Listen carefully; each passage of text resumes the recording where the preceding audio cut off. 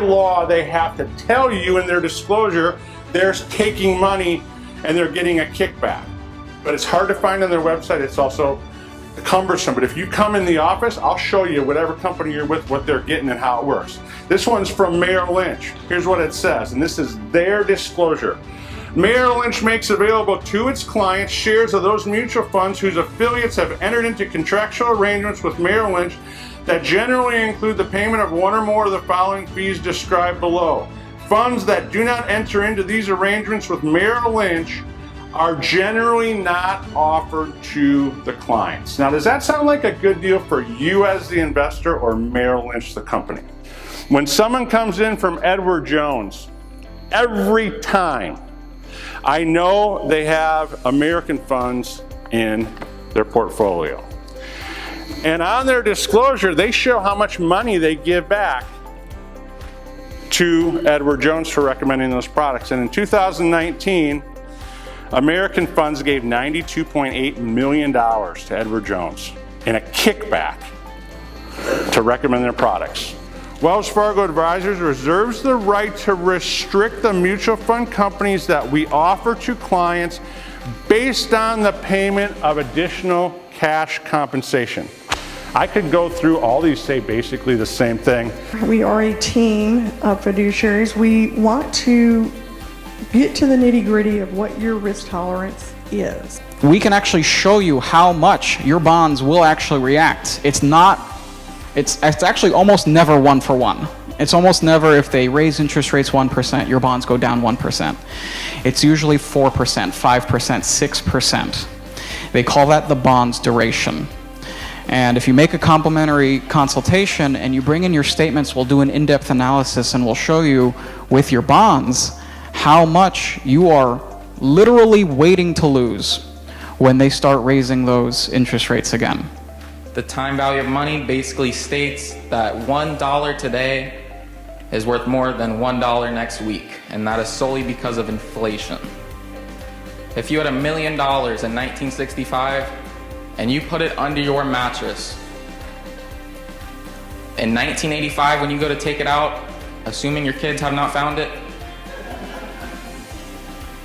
you would be pulling out $1 million in cash money. But with that money, you are only going to be able to purchase about 25% of the items that you would have been able to purchase in 1965. If instead of placing that $1 million under your mattress and you place it in the S&P 500, you would have had in 1985, you would have had $1.6 million in purchasing power instead of that $260,000 that you would have had if it was in your mattress. You would have had cash worth $5.5 million. Many of you will come in and you don't tell your children what you have.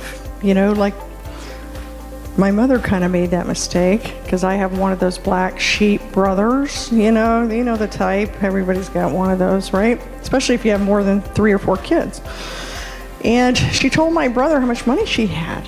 Well, he literally was planning when she was going to die. And this is when she was in her 70s, planning how much money he was going to get.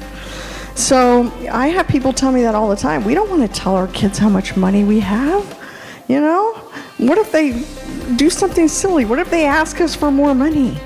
So that means if you're not sharing that, and there's nothing wrong with that. I'm a proponent to not tell the kids anything. Because again, maybe it's not our children. It's who they're married to we have to worry about, right? Counting on that money. So if you're not sharing that information, which is true about 80% of the time, folks we sit with don't want to share that, and I agree. That means nobody knows where all your stuff is. Nobody knows what to do with the stuff, how to handle the stuff. So this legacy planning becomes really important especially as it's our commitment to you and it's automatic. We do it for the kids. They're going to have tax questions. They're going to have legal questions. They're not going to know how to do this. And we just settled in state for a gentleman's family. He died in his sleep. He was only 69 years old. His son's 50, lives in Michigan. Called my cell phone on a Saturday. That's never good. I recognized the last name, but it wasn't the same first name, so I knew something had happened to his dad. And it took us about 2 months to get everything done. They never got a bill. And he has called me repeatedly since that. And just, I cannot thank you enough. He goes, I'm smart. You know, I'm an engineer. I work for whatever company he works for, and big company. And he said, I have a 401k and, you know, I have wills and stuff, but there's no way I could have done this without you. I would have had to hire an attorney and pay thousands of dollars. In fact, he shared with me that he went ahead, after I told him that we were going to do everything, he went ahead and called a couple of attorneys. I guess he wasn't feeling too confident in me because he didn't know me, you know? And so he wanted to check and see what it would cost, and he shared those amounts with me. Like, they were going to charge him $15,000, $20,000, $25,000. To do what? I mean, it's ridiculous. Whoever you love that you're leaving your money to, there's a lot of work to make that happen right.